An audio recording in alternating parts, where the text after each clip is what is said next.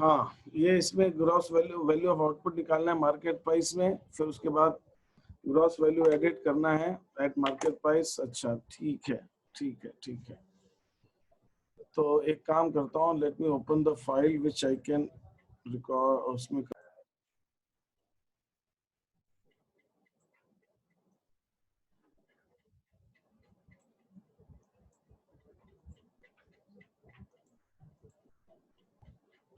तो this is sheet number 14 and you are asking for this question। 13 question की तुम बात कर रहे हो, तो this is what you need to understand। ठीक है, तो 13 क्वेश्चन में हमें क्या बोला है, इसको मैं थोड़ा सा व्यू जो है इसको कम करता हूँ।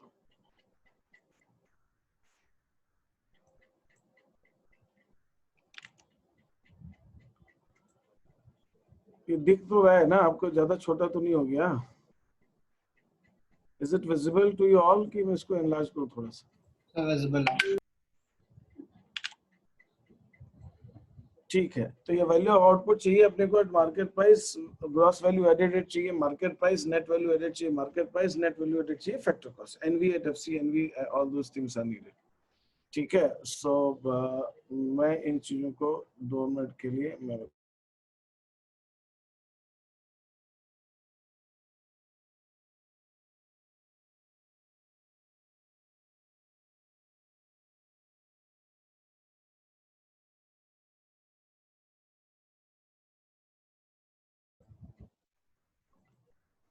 okay, so this is there value of output at market price, gross value added at market price, ये हमें निकालना है। मैंने आपको एक फॉर्मूला दिया था वैल्यू ऑफ आउटपुट निकालने का। भाई साहब क्या नाम है, हिमांशु, मैंने आपको फॉर्मूला दिया था वैल्यू ऑफ आउटपुट निकालने का, लिखाया था, जिसके अंदर सेल्स और ओपनिंग स्टॉक का क्या क्या करते हैं। Sir sales plus production for self, और उसके बाद में plus change in stock, closing minus opening. अच्छा, तो यहाँ पे प्रोडक्शन फॉर सेल्फ कंजम्पशन तो नहीं है, तो मैं ले रहा हूँ वैल्यू ऑफ आउटपुट। दीप्ति और ये ध्रुवी और एकता तुमको सुनाई दे रहा है ना मेरी बात जो मैं बोल रहा हूँ? एकता को सुनाई नहीं दे रहा है मेरी बात। तो आप लोग तीनों जो ऑनलाइन आ जाइए, मतलब वीडियो पे ऑन चालू कीजिए जरा, मुझे दिख जाए आप लोग तीनों देवियां, जरा दिखिए मेरे को थोड़ा सा। आप लोग पढ़ाई वढ़ाई कर नहीं रहे हो, आ जाइए जरा। हाँ, sales plus closing stock minus opening stock. मैं वेट कर रहा हूँ आप लोगों का, मतलब मैं ये बता रहा हूँ कि मैं वेट कर रहा हूँ, है ना? मैं भूला नहीं हूँ, हाँ याद नहीं। ठीक, थैंक यू सो मच, है ना? Sales is 1600। ये लिखते जाइए आप लोग, क्वेश्चन के सामने दिख रहा है ना, आप भी लोग सॉल्व करते जाइए नोटबुक में। ये पिक्चर नहीं चल रही है ना, आप घर में बैठे नोटबुक में ऐड कीजिए सबको, सब सॉल्व करो उसको। ओपनिंग स्टॉक एक सेल्स हो गया, इसमें क्लोजिंग स्टॉक हम ऐड करते हैं, क्लोजिंग स्टॉक ऐड करते हैं, ओपनिंग स्टॉक हम माइनस करते हैं। तो ये हमने ऐड किया तो हमारा वैल्यू ऑफ आउटपुट आ गया। वैल्यू ऑफ आउटपुट तो मार्केट प्राइस पे ही आता है, उसको बताने की जरूरत नहीं है। आप चाहो तो यहाँ लिख दो, क्योंकि क्वेश्चन में बोला एट मार्केट प्राइस, तो मैं चलो लिख भी देता हूँ एट मार्केट प्राइस, क्योंकि क्वेश्चन बोल रहा है इसलिए, नहीं तो वैल्यू ऑफ आउटपुट तो मार्केट प्राइस पे ही होता है। तो दिस इज देयर, 200 ऐड किया, 400 लेस किया, तो 15,800। Everybody is going to solve this question जो मैं स्क्रीन पे सॉल्व कर रहा हूँ। क्वेश्चन नंबर 13 डालिए, शीट नंबर 14 डालिए और सॉल्व दिस क्वेश्चन। जब आप फाइनल वैल्यू निकाल लें तो उसके आगे आप लिखिए भी rupees in cross, rupees in cross. बाकी हर स्टेप पे लिखने की जरूरत नहीं है, लेकिन जो जो पूछा गया क्वेश्चन में जब वो आप निकालेंगे तो उसके अंदर लिखे आप। हाँ सॉरी, 1400 आएगा ना? ये 14 क्वेश्चन चाहिए था, 13 चाहिए था? सर 1400 आएगा ना आंसर, 15,800 करोड़ क्यों आएगा? 1600 है भाई। अच्छा 1600 है, 1600, 1580 नहीं, अरे हाँ 1400 आएगा, मैं 16,000 ले लिया मैंने। 40, हाँ 1600 में 200 लेस करेंगे तो 1800, 1400 आएगा।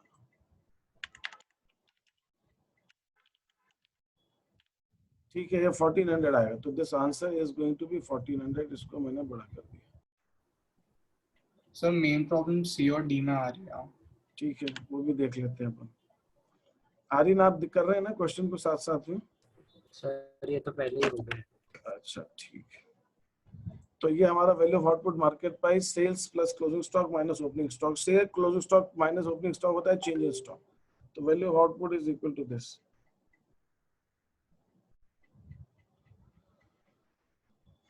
अब हम आ जाते हैं GVA@MP। एक था तुम GVA@MP का फॉर्मूला बता सकते हो, ग्रॉस वैल्यू एडेड से वैल्यू ऑफ आउटपुट से GVA@MP कैसे निकालते हैं? GVA@MP मैंने GVA@MP बताया था, वो GVA@MP कैसे निकालते हैं? GV anybody can tell me what is the formula for GVA? अरे तुम लोग भाग कहाँ गए? यहीं बैठे हो दोनों, ध्रुवी और एकता। GVA@MP क्या होता है? हाँ intermediate consumption minus consumption. Sorry, purchase of raw material. Value of output में हम इंटरमीडिएट कंजम्पशन माइनस कर देते हैं, तो gross value added at market price आ जाता है। वैल्यू ऑफ आउटपुट तो हमने निकाल ही लिया, इसमें इंटरमीडिएट कंजम्पशन माइनस करेंगे। तो इस क्वेश्चन में इंटरमीडिएट कंजम्पशन में सिर्फ परचेज ऑफ रॉ मटेरियल दिया है, परचेज ऑफ फ्यूल या और तो कुछ खरीदा नहीं दूसरे से, हमने सिर्फ परचेज ऑफ रॉ मटेरियल किया, तो ओनली दैट इज देयर, तो we will only take that. तो मैं ले रहा हूं अब gross value added at one. चलो इसमें जो पूछा है ना क्वेश्चन में ABC करके, आइडियली तो हमें वैसे ही करना चाहिए, जिससे कि आप कुछ बार एग्जाम में मैं देखता हूँ ना बच्चे अपने हिसाब से नंबरिंग चेंज कर देते हैं। वो क्वेश्चन में ABCD होगा तो वो रोमन डाल देंगे, कुछ ऐसा नहीं होता है। जो एग्जाम में जो चीज पेपर में दी उस हिसाब से करो, तो बेचारे को क्या, एग्जामिनर के अलग अलग देखता रहेगा। ये हो गया हमारा GVA। बी बोला है, बी क्या पूछा है हमसे, अब बी करके देखते हैं। B is gross value added at market price. Dipti तुम नहीं आई, मैं वेट कर रहा हूँ तुम्हारा, सबको वेट ही कर रहे हैं। हाँ ये तुम लिख रही हो ना साथ साथ में क्वेश्चंस दीप्ति, ये समझ में आ रहा है कि नहीं आ रहा है? वैल्यू ऑफ आउटपुट कैसे आता है? जो हमने प्रोडक्शन किया वो जो प्रोडक्शन किया वो उसकी वैल्यू, तो जो बेच दिया और जो क्लोजिंग स्टॉक पड़ा हुआ है वो ऐड किया और जो ओपनिंग था वो माइनस कर दिया, तो वैल्यू ऑफ आउटपुट आ जाएगा। Gross value added market price क्या होता है? Value of output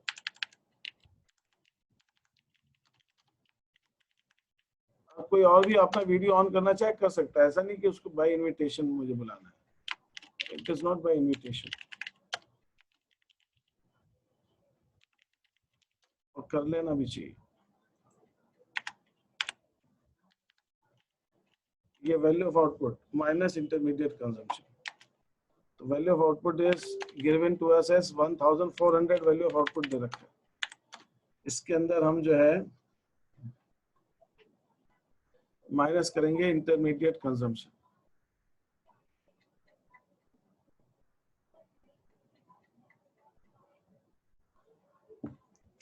that is 300 rupees.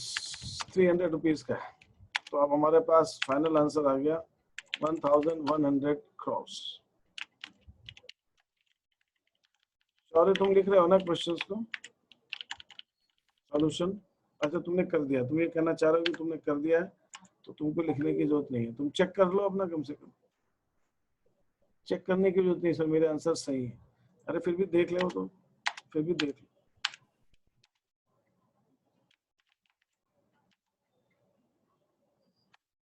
सी क्या पूछा है? Net value added at market price. तो GVA पे मार्केट प्राइस है, तो ग्रॉस से नेट आने के लिए हम क्या करते हैं Dhruvi? Gross value added market price से net value added at market price आएगा, तो क्या होगा? इतना बड़ा सा मुश्किल क्वेश्चन पूछ लिया आपने। ध्रुवी तुमको सुनाई नहीं दे रहा ना मैं क्या कह रहा हूँ? दे रहा है। हाँ तो बताओ। GVA@MP में हम क्या करेंगे कि वो NV@MP हो जाए। मुझे डूब मरना चाहिए अब तो। अगर यही नहीं आ पा रहा है बच्चों तो मतलब पढ़ाया क्या, झक मारा मैंने इतनी देर। माइनस डेप्रिसिएशन, डेप्रिसिएशन माइनस करते हैं तो GVA@MP से NV@MP हो जाएगा। GVA@MP से NV@MP आ जाएगा if we subtract depreciation.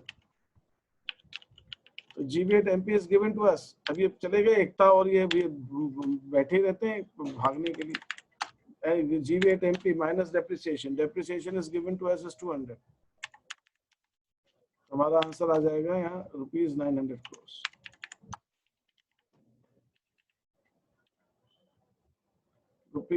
₹900 crores।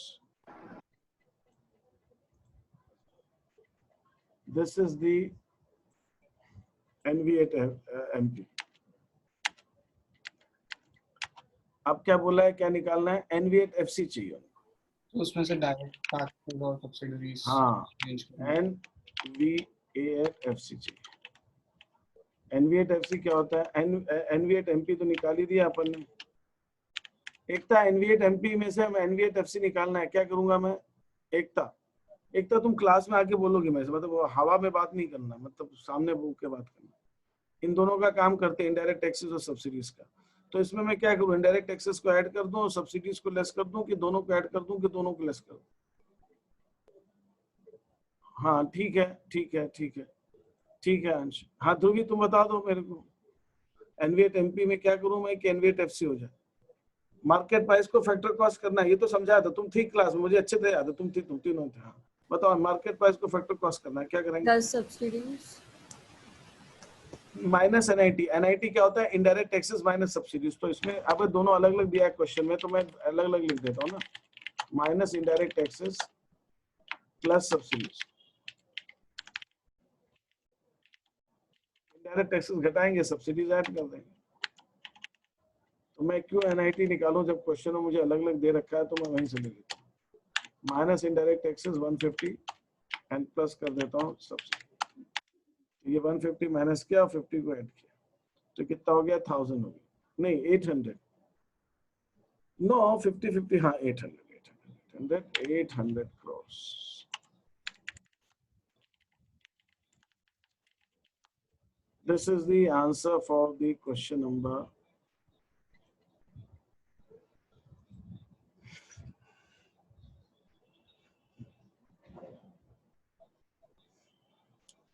13th, या जो भी था, शीट नंबर 14।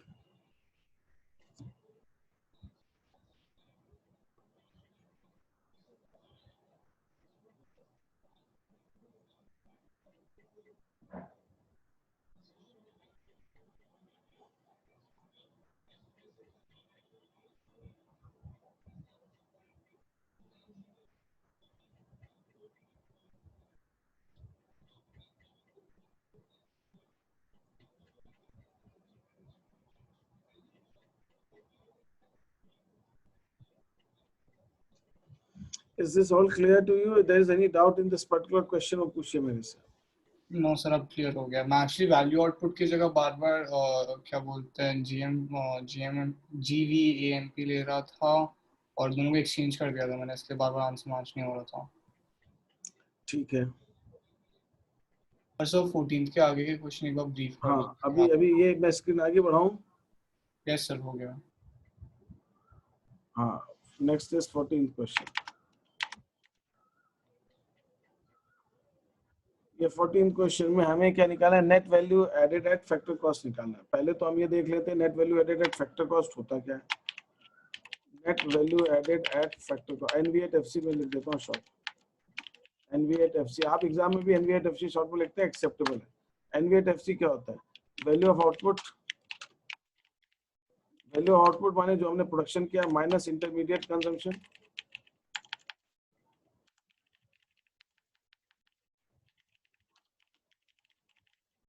तो ये आ गया हमारा GV8MP आ जाएगा, GV8MP आएगा। अच्छा एक काम करता हूँ, रुकिए, फिर आपको कंफ्यूजन आएगा।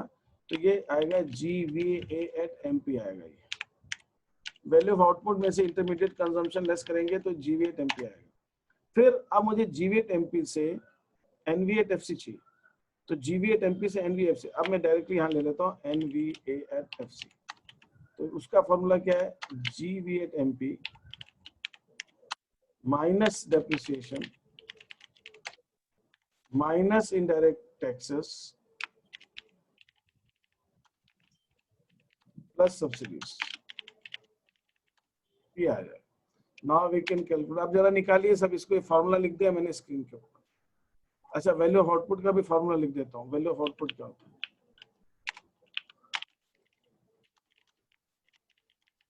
Value of output is equal to sales plus change in stock. यहाँ चेंज इन नहीं दिया, क्लोजिंग स्टॉक ओपनिंग स्टॉक अलग अलग दिया, तो closing stock plus opening stock अलग अलग लिख देता हूँ, क्योंकि फिर वो निकालो और फिर वो करो, उसमें मिस्टेक होगी।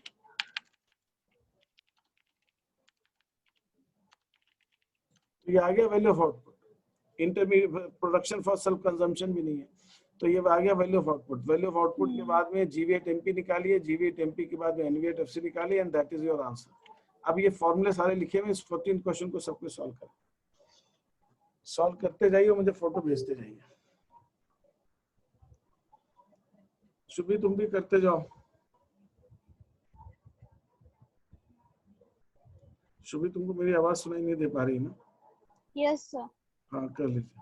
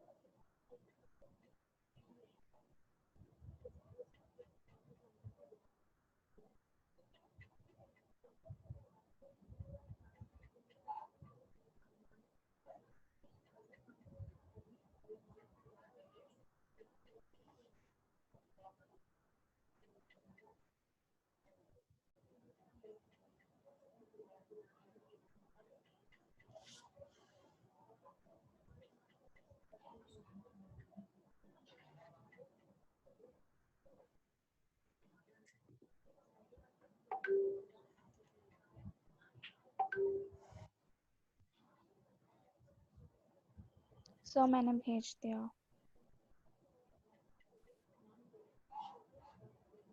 ओके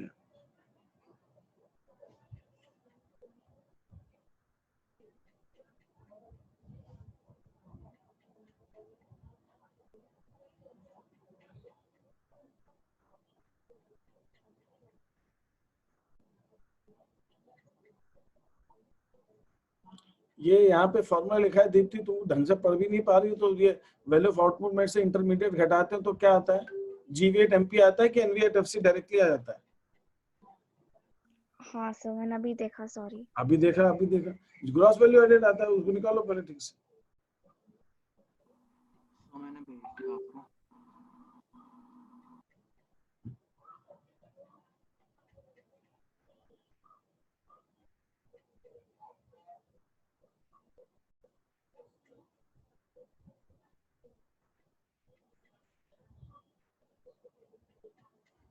ठीक है, this is absolutely fine.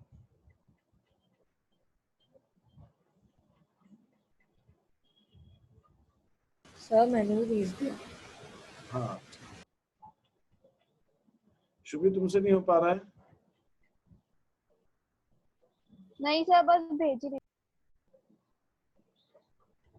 Formula लिखा है स्क्रीन पे? सो मैंने आपको भेज दिया। हाँ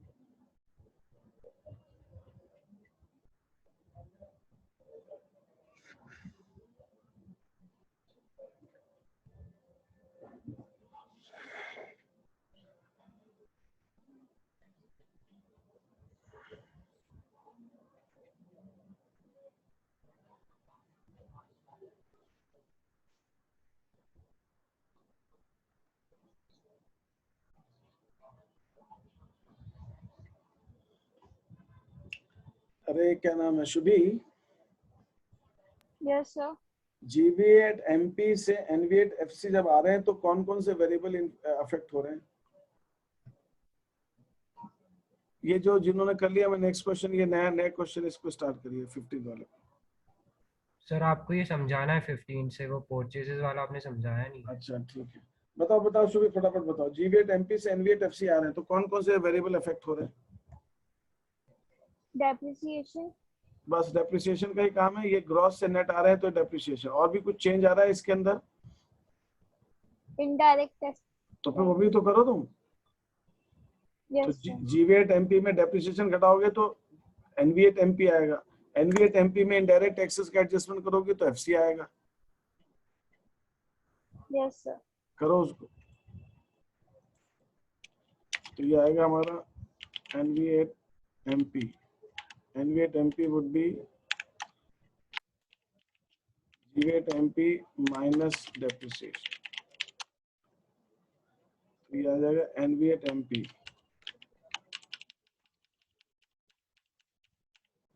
एनवीएट MP minus indirect taxes plus subsidy करेंगे तो एनवीएट एफसी आएगा। तो एनवीएट एफसी, जीवीएट एमपी से एनवीएट एफसी आने में डेप्रिसिएशन और एनआईटी दोनों का इफेक्ट है। दोनों करके भेजो मेरे को फटाफट, मैं आगे बढ़ रहा हूँ। हाँ, सर नेशनल इनकम क्या होता है? NNP at FC, national income is NNP at FC. और सर ये फैक्टर मतलब वो फैक्टर कॉस्ट ये आती है मतलब जो एमपी हमारे कंट्री में नेट प्रोडक्शन हुआ है नेट डेप्रिसिएशन के बाद, और वो भी फैक्टर कॉस्ट पे, मार्केट प्राइस पे। और सर डोमेस्टिक, हाँ बोलिए। सर डोमेस्टिक क्या होती है?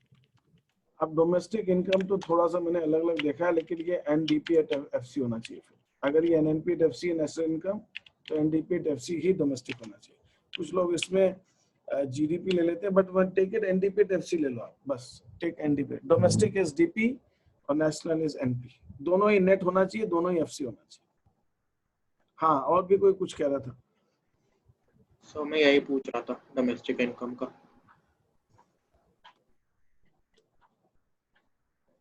शुभी ये क्लियर हो गया कि आगे बढ़ना है अपने हमको? हाँ सर हो गया। वो भेजो, मैं वेट कर रहा हूँ। ठीक करो उसको आंसर। अब ये देखिए डोमेस्टिक सेल्स, मैंने आपको फॉर्मूला दिया हुआ है पूरा डोमेस्टिक। अब ये फर्म एक्स, अभी हाँ ओके ओके ओके। सो हाँ सो मैंने आपको 15 का भेजा है। क्या चीज 15 क्या? सर 15 का आंसर मतलब जो मैंने करा है। अच्छा एक सेकंड करते हैं, देखता हूँ। ये एक्स एक फर्म की बात हो रही है, उस फर्म का निकालना।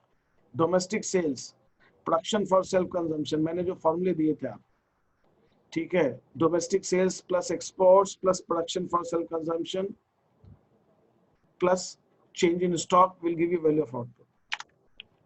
तो यहाँ पे क्या होगा? वैल्यू ऑफ आउटपुट में मतलब जो टोटल प्रोडक्शन किया वो कितना किया। देखिए मैंने आपको बताया था सेल्स के दो हिस्से होते हैं, डोमेस्टिक सेल्स प्लस एक्सपोर्ट्स। मैं एक बार फिर से बता देता हूँ, क्योंकि वो उस दिन कई बच्चे नहीं थे या दो भी थे या सो गए थे या थे या नहीं थे, जो दोनों बात। तो मैंने आपको दिया था वैल्यू ऑफ आउटपुट का formula. Value of output, value of output माने जो भी टोटल प्रोडक्शन हुआ, इसको हम दो ढंग से निकालते हैं। Value of output that is, अच्छा एक और फॉर्मूला है क्वांटिटी सोल्ड, वो मैंने नहीं दिया अभी आपके पास। Quantity sold into selling price, ये भी एक तरीका है। फाइनल गुड्स का क्वांटिटी जितनी मार्केट में बेची उसका। दूसरा वैल्यू ऑफ आउटपुट का फॉर्मूला है हमारा sales,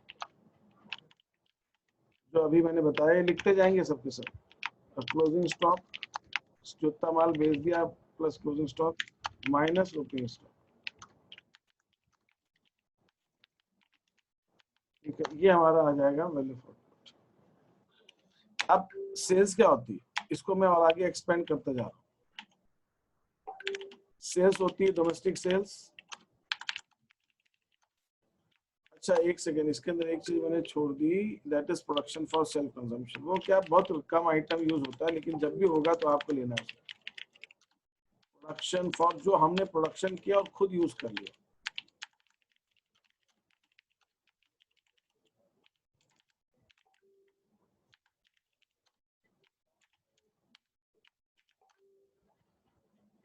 production for self consumption sales plus production for self consumption plus closing stock minus opening stock.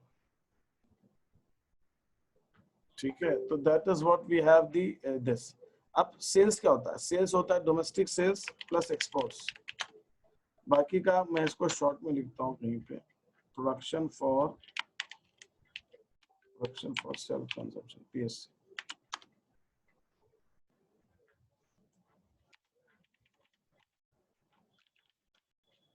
Sir आपने फॉर्मूलाज दिखा दिए क्या? नहीं, कुछ लोगों ने देखा नहीं होगा उसको, एज यूजुअल। ठीक है, तो ये सेल्स हो गया। तो सेल्स हो गया हमारा domestic sales plus exports plus production for self consumption plus closing stock minus opening stock, ये हो गया। तो सेल्स क्या हो गया? दैट इज, अच्छा, वो सेल्स के दो हिस्से हो गए, डोमेस्टिक सेल्स प्लस एक्सपोर्ट्स। फिर एक और चीज मैं बता देता हूँ, फिर आगे बढ़ता हूँ बस। डोमेस्टिक सेल्स को क्या होता है? Sales to house holds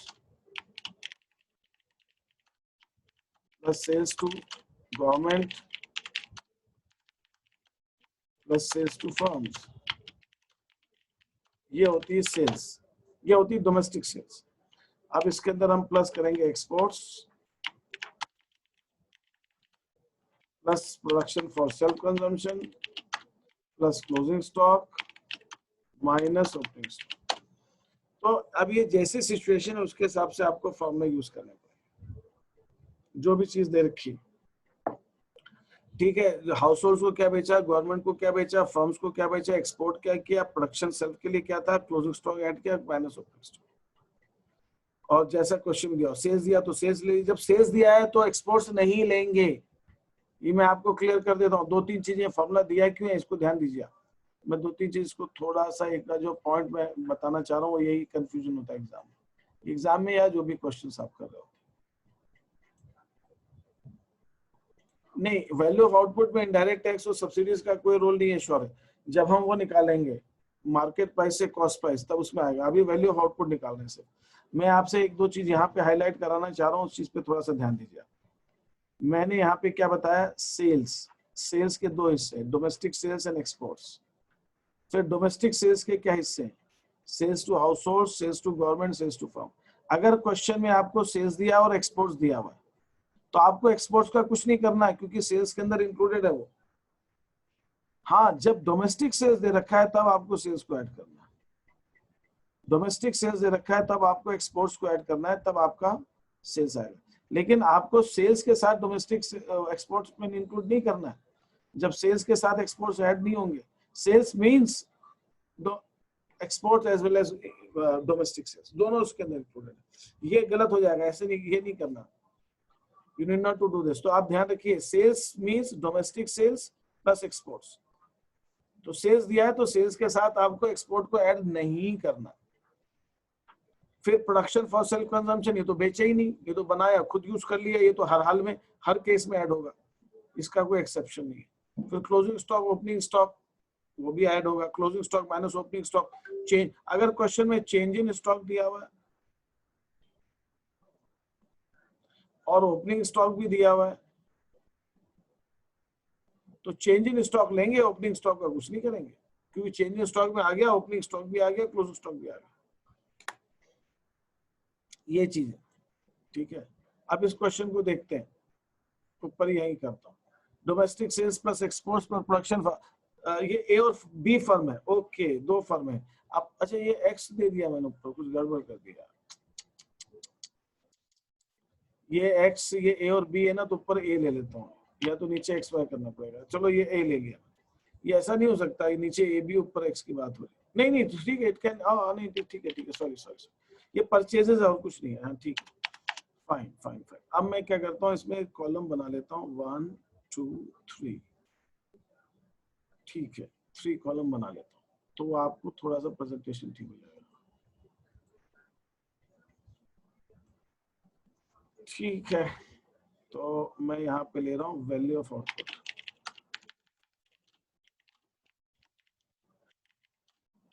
minus intermediate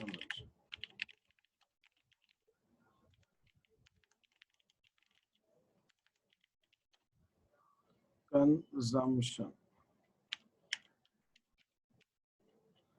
ये हमारा हो गया इंटरमीडिएट कंजम्पशन।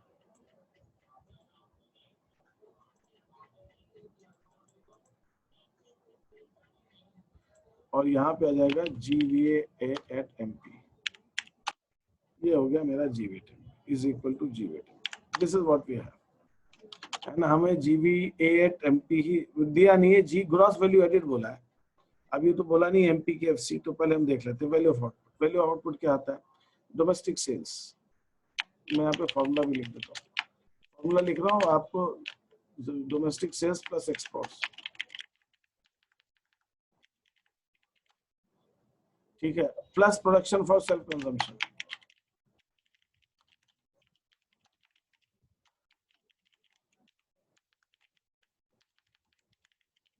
ये हो गया मेरा value of output. This is my value of output, production for self consumption, domestic sales and exports. This is what I have. अब इंटरमीडिएट कंजम्पशन क्या क्या है? Intermediate consumption purchases from A, purchases from B. अच्छा sorry, value of output के अंदर ये change in stock भी add होगा। Change in stock closing stock minus opening stock होता है, तो चेंज इन स्टॉक ऐड होगा।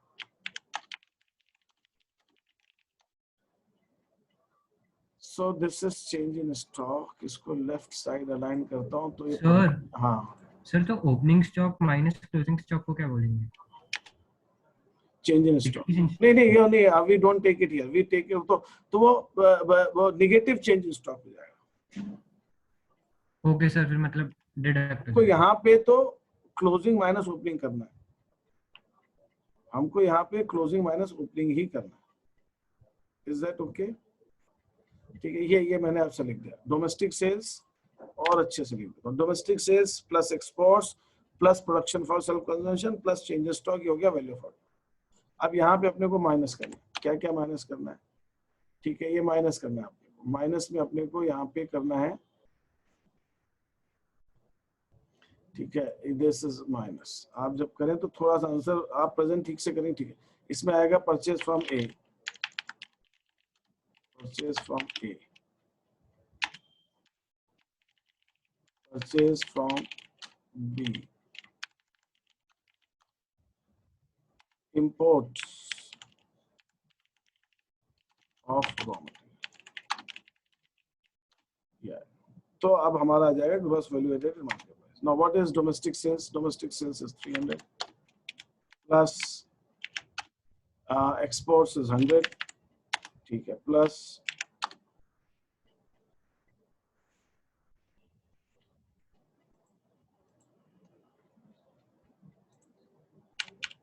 हाँ ठीक है, प्लस 100 हो गया हमारा एक्सपोर्ट्स। फिर production for self consumption 50, then change in stock plus 60। ये हो गया हमारा domestic sales plus exports plus production for self consumption plus change in stock. ये पूरा हो गया हमारा वैल्यू ऑफ आउटपुट। अब इसमें से मुझे माइनस क्या करना है? परचेजेस फ्रॉम ए 110, ठीक है, 110, 110 के बाद में 70, ठीक है, 70, देन वी हैव 30, ये हो गया। So now I can simply say my calculation is 300 plus 400, 400, 510, 510 minus कितना 210, तो ये हमारा 300 रुपीज आ गया, rupees 300। This is the final answer, ठीक है, ये हमारा आंसर आ गया। तो we can just calculate it, मैंने आपको बता दिया। तो वैल्यू ऑफ आउटपुट में domestic sales plus exports plus production for self consumption, this is it. इसमें किसी को कोई कंफ्यूजन हो तो पूछिए मेरे से। हेलो, और मतलब अगर कुछ दिया नहीं हो कि एमपी और एफ,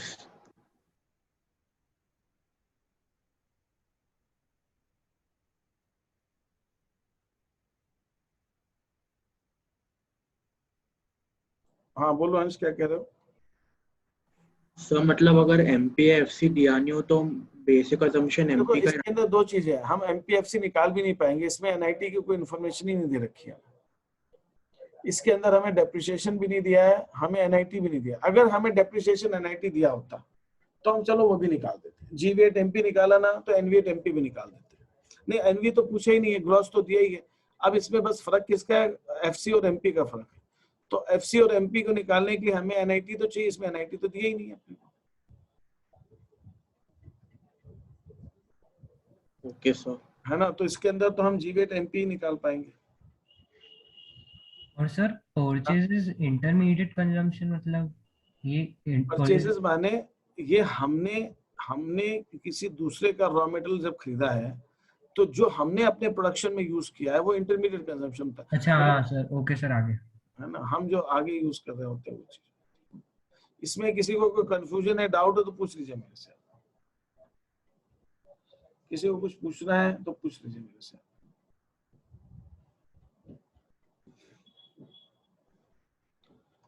ठीक है, हम आगे चल रहे हैं। ये क्या है, दो फर्म है ए और बी। अब इसके अंदर आपको पता है क्या करना पड़ेगा, दोनों फर्मों के हिसाब से आपको चीजों करना पड़ेगा। The economy has only two firms, A and B.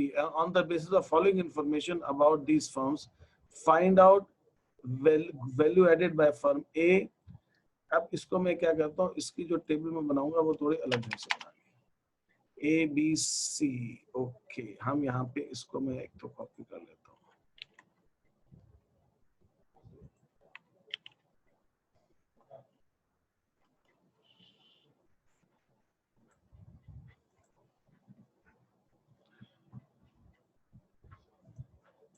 यहाँ पे मैंने ले लिया फॉर्म्स, ये ले लिया फॉर्म्स, तो जरा सा नाम है ए और बी। ठीक है, ये वैल्यू ऑफ आउटपुट आ गया, ये इंटरमीडिएट कंजम्पशन आ गया, ये आ गया। ठीक है, let it go like this. Firm A B, तो फर्म ए की बात कर रहे हैं और ये फर्म बी की बात कर रहे हैं। फर्म ए का वैल्यू ऑफ आउटपुट निकालना है, फिर पूरी इकोनॉमी करना है। जीडीपी मतलब ए और बी का दोनों का मिला के, अलग अलग। एक्सपोर्ट्स बाय फर्म ए, अच्छा ये बताइए एक्सपोर्ट्स बाय फर्म ए ने एक्सपोर्ट किया, वो तो ए के एक्सपोर्ट वैल्यू ऑफ आउटपुट में आएगा कि इंटरमीडिएट कंजम्पशन में आएगा? Value of output. Value of output, export तो सेल्स का हिस्सा होता है, वैल्यू ऑफ आउटपुट। तो ये 20 यहाँ पे हमने ले लिया।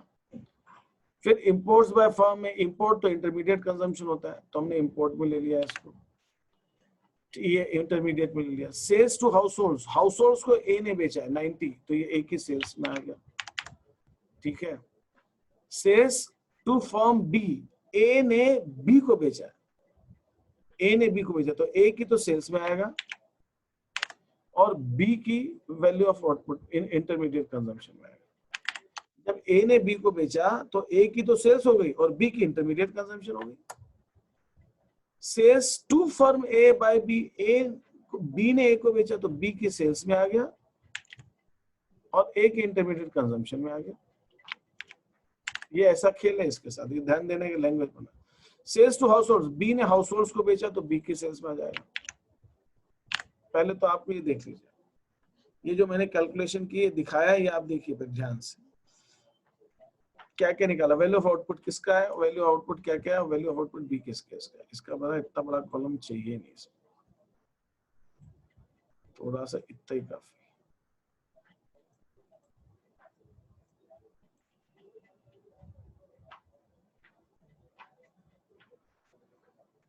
इतना बड़ा कॉलम थोड़ी चाहिए।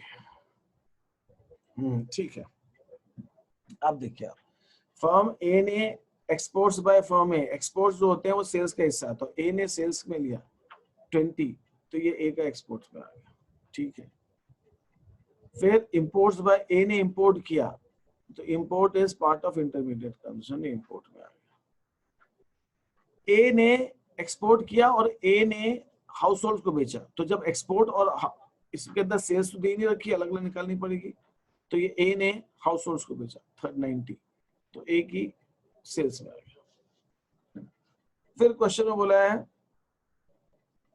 सेल्स टू फर्म बी, ए ने बी को बेचा, ये तो ए की सेल्स और बी की परचेज, तो बी के लिए वो इंटरमीडिएट हो जाएगा, ए के लिए आउटपुट हो जाएगा।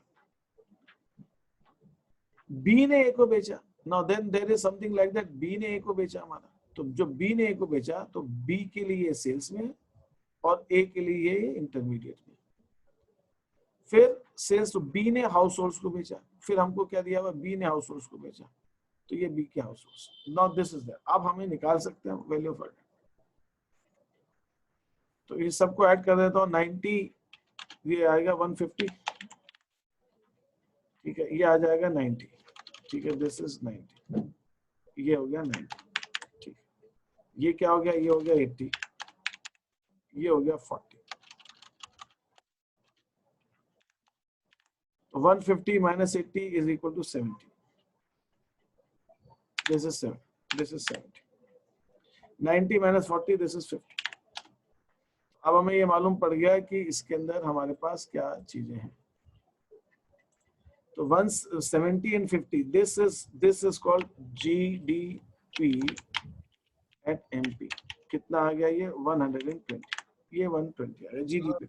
वैल्यू एडेड और ग्रॉस वैल्यू एडेड में डिफरेंस नहीं होता? सॉरी, वैल्यू एडेड और ग्रॉस वैल्यू एडेड में डिफरेंस नहीं होगा? वीए और जीवीए एमपी में डिफरेंस नहीं, हाँ नहीं, जब हम इंडिविजुअली फर्म का या सेक्टर का निकालते हैं तो वो जीवीए है, जब सबका जोड़ दिया जाता है तो जीडीपी हो जाता है। तो GDP is nothing but gross value added at market price को जब ऐड कर देंगे तो वो जीडीपी एट एमपी हो जाएगा। अलग अलग निकाल रहे हैं तो जीवीए है, जब ऐड कर देंगे तो जीडीपी हो जाएगा। सर मैं वीए और जीवीए एमपी का पूछ रहा हूँ, चैट बॉक्स में डाल देता हूँ, बोलने में नहीं, वीए देखो यहाँ पे वैल्यू एडेड बोला है ना, तो यहाँ पे हम ये value added at MP AB का बोला है, तो ये जीवी एट एमपी ही हो सकता है, और तो कुछ हम निकाल ही नहीं सकते। इसमें डेप्रिसिएशन तो दिया ही नहीं है, इसके अंदर एनआईटी का कोई आइटम दिया ही नहीं, तो अपन क्यों चिंता कर, ओके है ना। वो इम्प्लाइड है कि वो जीवी एट एमपी ही आएगा, वैल्यू एडेड बाय ए। और वैसे भी सबसे पहले जीवी एट एमपी आता है, फिर जीवी एट एमपी से हम एनवीए निकालें या एनवीएट-एफसी निकालें या जीवीएट-एफसी निकालें, वो बात की बात है। सबसे पहले तो जीवीएट-एमपी आता है। तो किसी भी इकोनॉमी में सबसे पहले जीडीपी-एमपी आता है, फिर उसके बाद हम जो भी निकालना हो हम निकाल सकते हैं। Is that okay? किसी को ये पूछना है इसके अंदर डाउट, ये एकता ये है कि नहीं है सब? एकता, ध्रुवी और ये क्या नाम है, Yes, sir. दीप्ति और शुभी, ये समझ में आ रहा है कि नहीं आ रहा है? श्योर है तुम लोगों को? Yes, sir. ये कैसे किया मैंने? अब ये Sarthak, how are you? I am fine. अब ये देखिए यहाँ पे find out value added by firm X, ये मैंने फर्म उसका किया, अभी आपके सामने एक क्वेश्चन किया ये वाला 15th वाला। तो 15th वाला मैंने आपके सामने किया, तो अभी 17th वाला आप ट्राई कीजिएगा। I am moving to question number 18। यहाँ पे भी हम निकाल सकते हैं ना, यहाँ पे excise duties intermediate indirect taxes, excise duty को नहीं, excise duty is not indirect tax, या sales tax is indirect tax, sales tax हमारा इनडायरेक्ट टैक्स है। ठीक है, आप एक्साइज ड्यूटी को ले लीजिए, आप एक्साइज ड्यूटी को भी इसमें इनडायरेक्ट टैक्स लेना पड़ेगा आपको। सेल्स टैक्स अभी भी एग्जिस्ट करता है? नहीं एग्जिस्ट करता, ये मैंने आपको पुराने जमाने का क्वेश्चन दे दिया है। तो आप सेल्स टैक्स को ज्यादा आपकी बहुत इच्छा हो तो आप ऐसा कीजिए, इसको 100 कर दीजिए, उसको जीएसटी ले लीजिए। लेकिन जीएसटी का भी सेट ऑफ होता है, तो जीएसटी का सेट ऑफ होता है, इसलिए मैं जीएसटी नहीं लेना चाहूंगा। आप इसको सेल्स टैक्स और एक्साइज ही लीजिए, और इसको आप इनडायरेक्ट टैक्स ले लीजिए, बस तो इतना। सर इन दोनों को इनडायरेक्ट टैक्स के तौर पे लेना है ना? हाँ, इन दोनों को आप, अच्छा हाँ, ये भी बात सही कह रहे हैं, ये भी बात सही कह रहे हैं, इसको हम इनडायरेक्ट टैक्स करते हैं। ये हिमांशु को कहना है पुराने जमाने का क्वेश्चन मत करो, इनडायरेक्ट टैक्स हो गया ये हमारा, तो ये हमारा 100 हो गया। चलो ठीक है, डन, ये हटा दिया आपने यहाँ से। ओके ठीक है, अब ये ठीक है। तो इस क्वेश्चन को आप ट्राई करेंगे, ये मैंने आपको पहले फॉर्मूले सारे करा दिए। वैल्यू ऑफ आउटपुट इसमें 1000 आ रहा है। क्वेश्चन नंबर 19 में देखिए, आप क्वेश्चन नंबर 19 में मैंने आपको वैल्यू ऑफ आउटपुट का एक फॉर्मूला ऊपर दिया था। मैंने वैल्यू ऑफ ये quantity sold into selling price, ये मैंने फॉर्मूला दिया था आपको वैल्यू ऑफ आउटपुट का, quantity sold into selling price. एक तरीका ये भी है। तो ये क्वेश्चन नंबर जो है आपका यहाँ 19th में, ये देखिए यहाँ पे क्वांटिटी, आउटपुट सोल्ड और सेलिंग प्राइस दिया हुआ है। तो आपको इन दोनों को मल्टीप्लाई करके वैल्यू ऑफ आउटपुट निकालना पड़ेगा। 8800 इंटू 20, यहाँ पे वैल्यू ऑफ आउटपुट इस ढंग से आएगा, वैल्यू ऑफ आउटपुट इनडायरेक्ट। यहाँ पे एक्साइज जो है ये आपका indirect tax,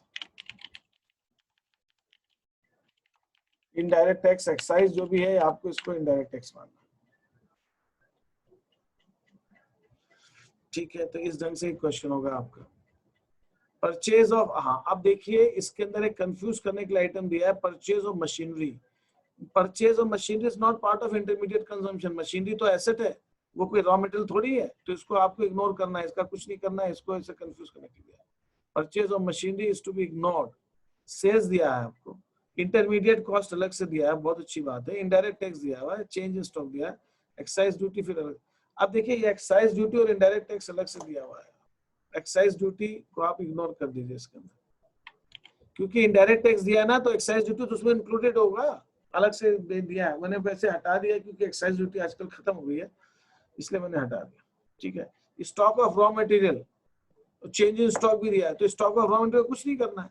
change in stock दे रखा है, तो उसके अंदर क्लोजिंग स्टॉक भी आ गया, ओपनिंग स्टॉक भी आ गया। सर हाँ तो मेरी IPM की क्लास। अच्छा ठीक है। सर मेरे को एक डाउट था कि जब अपन लोग चेंज लिखते हैं कि change change means closing minus opening. Yes sir, तो सर जब कुछ कुछ केस में जब ओपनिंग ज्यादा होता है तो वो by default minus minus change in stock minus हो जाएगा, फिर ओके सर। ये निगेटिव आएगा, लेकिन आपको तो ऐड ही करना है, तो ऐड प्लस माइनस माइनस हो जाएगा। Okay sir. तो अब ये शीट मुझे करके भेजिए सब फटाफट, मैंने बता दिया आपको सारा। एनीथिंग, किसी को कुछ पूछना हो तो पूछ सकते हैं, और आप जा सकते हैं जिनको जाना है क्लास से दूसरी। सर हाँ सर ये जो TTS का टाइम है हम वो 15 मिनट से डिले कर सकते हैं क्या? अच्छा 1:30। क्योंकि सर 1:15 पे तो मेरी स्कूल की क्लासेस, 1:20 पे मेरी स्कूल की क्लासेस खत्म होती है। अच्छा ठीक है, ये बड़ा ही टीटीएस जो है ना, बड़ा ये वो हो गया है, शनि लग गया है इसको टीटीएस को। तो ये देखते हैं अपन कुछ करते हैं इसके लिए। संडे वनडे को कुछ टाइम निकालेंगे, बाकी दिन कुछ काम कम करेंगे, जो पहले एक बात आई थी, क्योंकि ये 2 बजे तो ये क्लास का ही करने लगता है ये अभी सार्थक, तो ये तो कह रहा है। ठीक है, विल वर्क आउट, कुछ इसकी स्ट्रेटजी में सोचता हूँ क्या कर सकते हैं। Will have to take a class on Sunday, Sundays को एक क्लास रखनी पड़ेगी, और कोई तरीका नहीं है।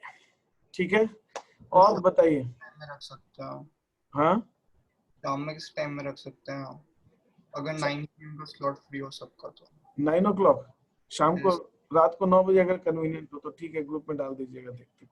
रात को 9 बजे कन्वीनियंट हो तो बता दीजिएगा। सुबह 7 बजे अपन ने एक बार चालू की थी, तो 7 बजे भी ओके है। तो मुझे भी प्रॉब्लम नहीं है सुबह 7 बजे से। ठीक है, एनीथिंग एल्स? नो सर, ये शेड्यूल सर 7 बजे नहीं होगा कि पौने 8 तक तो हमको स्कूल के लिए लॉग इन करना पड़ जाता है। अच्छा, तो रात को 9 बजे तो हो जाएगा। हाँ सर, रात को 9 बजे चलेगा। हाँ ठीक है, सर 8 से नहीं कर सकते? देख लेंगे, डिस्कस करेंगे। Okay then, I am closing this. Thank you sir.